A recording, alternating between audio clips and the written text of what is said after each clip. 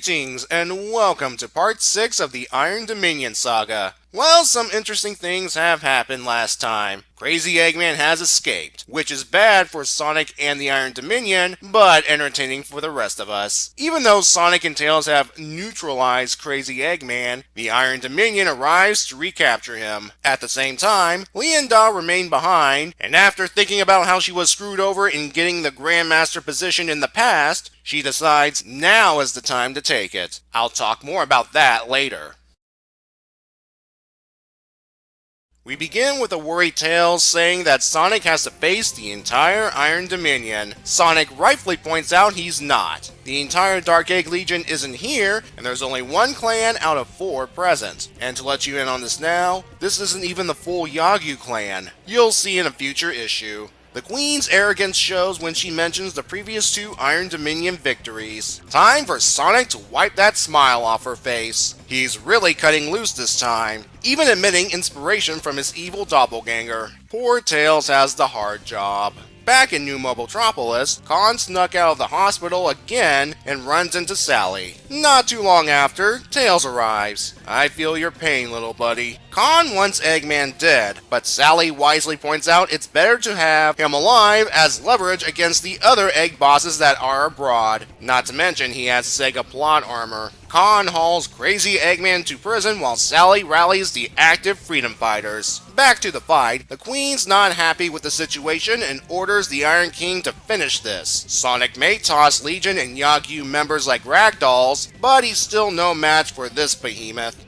Ouch. Any plans the Queen has for Sonic are dashed when the cavalry arrives. Their first act is to ram the Iron King with their saucer. That is awesome. Sonic apparently has recovered enough to knock the Queen and Snively out of the air. Sally decides not to bite off more than they can chew and orders the team back to the city. Her second smart move of this issue. Sonic helps out his friends. Antoine being dead last, of course. Thankfully, he doesn't end up dead as Nicole raises the shield in time. Nice try, King. Nicole once again feels that electronic disturbance. She ignores Sally's suggestion to have Rhoda run a diagnostic, stating she's fine. I'm sure this won't cause problems later on. The Iron Dominion has suffered their first defeat, and to further rub salt into the wound, the Iron Queen's previous victims arrive to mock her. Out of options for the moment, the Iron Dominion retreats. Sonic visits Crazy Eggman, whose mind has regressed to around the time of the Great War. Khan shows up, wondering why Sonic is showing mercy to a monster like Eggman. Sonic's response? He has no time for vengeance, he's just doing what's right at the time.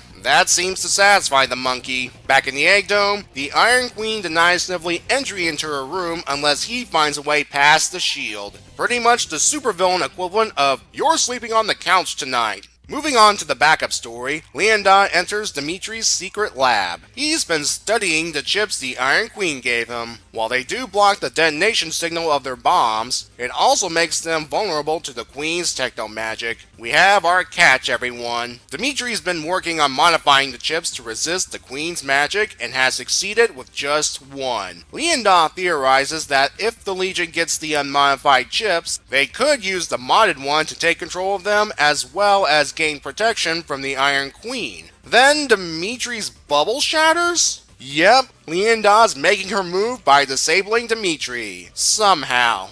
I'm guessing she used her own cybernetics or something. She also takes the modified chip for herself. All poor Dimitri can do is beg her to stop. His words are ignored as Lien-Da places him inside a box. And because, once again, this lab is hidden, no one will find him. Later, we see Lien-Da lie about Dimitri's disappearance to the Queen. As a reward for her distributing the chips to the Legion, the Queen promotes Lien-Da to the rank of Grandmaster.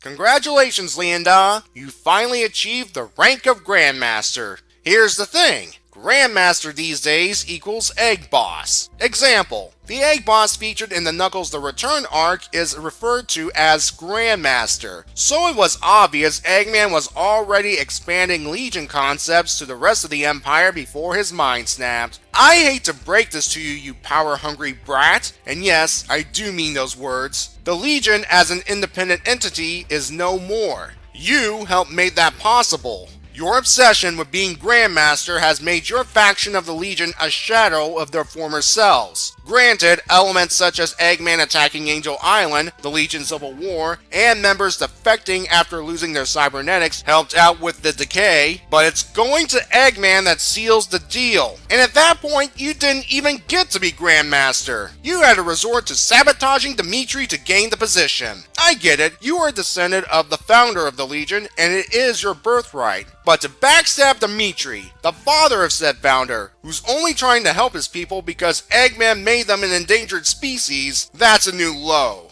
I'm giving the story a 6. In case you couldn't tell, I'm really angry at Lien-Da. I mean, putting Dimitri in a box? Thankfully, Karma will bite her back later on. At least the art's fantastic. Jamal Peppers even improved Snively's nose. As for the main story, it's good to see the Iron Dominion lose to the heroes. 1. It shows that they're not invincible. Well, most of them. And 2. It gives the victims of the previous arcs some measure of payback. Not to mention our heroes are learning from their mistakes. Sonic holding off the Iron Dominion. I believe it. You may call it Gary Sue-ish, but as stated by Sonic himself, he was dealing with a partial army, and he wasn't holding back this time. Well, he's cutting loose just enough to give the Iron Dominion some headache. He's still the hero and won't outright kill a living being. I also credit the story for showing Sonic still having trouble with the Iron King. It would be considered Gary Sue-ish if Sonic somehow gained the ability to knock this guy down. Speaking of the Iron King, what is he made of? He survived a direct saucer impact, complete with explosions mind you, and all it did was damage his armor. Our heroes finally have Eggman in custody, something that should have happened 6 issues ago.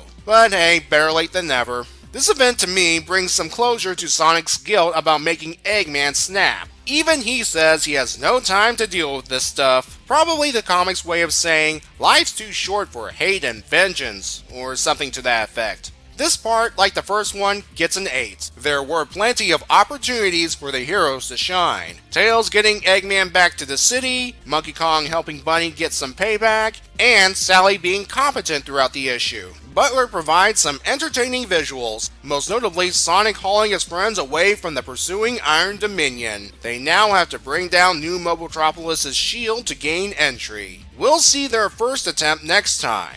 Until then, have a good day and be safe.